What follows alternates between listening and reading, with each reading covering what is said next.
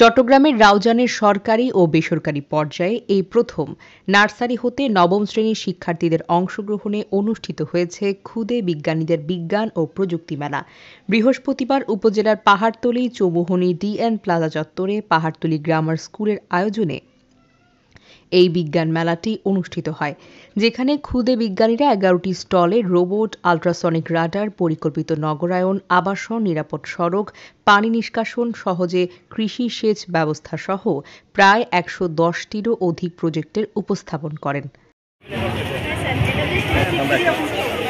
অনুষ্ঠানের সকালে প্রধান অতিথি হিসেবে মেলার উদ্বোধন করেন চট্টগ্রাম প্রকৌশল প্রযুক্তি বিশ্ববিদ্যালয় এর গণিত বিভাগের বিভাগীয় প্রধান প্রফেসর ডক্টর মোহাম্মদ শাহ আলম।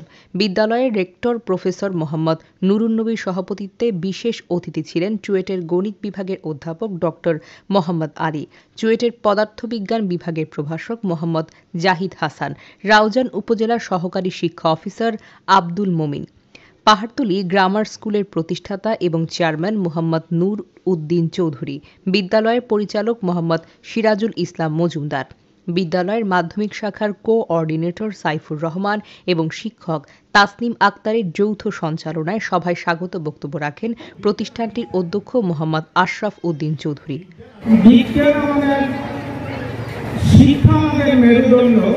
সেই মেরুদণ্ডটাকে ঠিক রাখার জন্য আমাদের বিজ্ঞান এবং প্রযুক্তি একইভাবে প্রয়োজন। আসলে বিজ্ঞান আমাদের প্রধানমন্ত্রী বলেছেন যে কোনো কিছু সৃষ্টি করেন, স্রষ্টা একজনই, যিনি আমাদেরকেও সৃষ্টি করেছেন এবং সকল সৃষ্টি তিনি একজনই করেছেন, কিন্তু বিজ্ঞান আবিষ্কার করে। পাহাড়তলী গ্রামার স্কুলে এই প্রথমবারের মতো বিজ্ঞান মেলা অনুষ্ঠিত হচ্ছে। আমরা সবাই প্রথমবারের মতো এখানে অংশগ্রহণ করছি। আমাদের অনেক ভালো লাগছে, আমাদের দলের অনেক ভালো লাগছে, আমাদের ক্লাসের অনেক ভালো লাগছে। তার উপর হচ্ছে এটা করার মাধ্যমে আমাদের হচ্ছে নতুন নতুন ডিভাইস সম্পর্কে জানতে পাচ্ছি। আর আমরা যখন মিলেমিশে কাজ করছি, এটাতে আমাদের বন্ডিংটা আরও ভালো হচ্ছে। এবং আমরা যখন ঘরে কোনো কাজে ব্যস্ত থাকি তখন বাইরে বৃষ্টি পড়লে আমরা জানতে পারি না। আমাদের ছাদে অনেক প্রয়োজনীয় কাপড় চোপড় থাকে, সেগুলো ভিজে যায়। এই কারণটা যাতে না হয় সেজন্য যখন বৃষ্টি পড়বে তখন এখানে পানিটা পড়লে এখানে লাইটটা জ্বলবে। আমাদের বাসায় মনে করেন আশেপাশে অনেক জায়গায় ইলেকট্রিসিটি থাকে না, তখন এখানে ইলেকট্রিসিটিটা যখন আসবে না, তখন এই জায়গা থেকে সূর্যের আলোটা এসে এই জায়গায় ঘুরবে, এরপরে বাসায় ইলেকট্রিসিটি প্রবলেম হলে ওই জায়গা থেকে ইলেকট্রিসিটিটা আসবে। এখানে ময়লা পানি ঢাললে পরিষ্কার পানি বার হয়। হ্যাঁ, এটি হচ্ছে হোম অটোমেশন। এটি প্রথমে পাওয়ার সাপ্লাই থেকে রিলেতে যায়, রিলে থেকে একটি লাইন কলিং বেল ও বেল দিতে যায় এবং একটি লাইন সেন্সরে যায়। আমরা যখন সেন্সরে চাপ দেব তখন রিলেটি অন হবে এবং কলিং বেল ও লাইট অন অফ করা যাবে।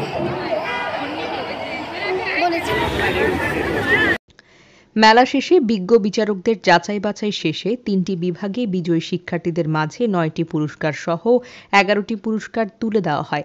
প্রাথমিক এবং মাধ্যমিক শাখায় শ্রেষ্ঠ ক্ষুদে বিজ্ঞানী নির্বাচিত হয় যথাক্রমে 5ম শ্রেণীর নুসাইবা নুরাইন, 9ম শ্রেণীর অবন্তী পড়ুয়া।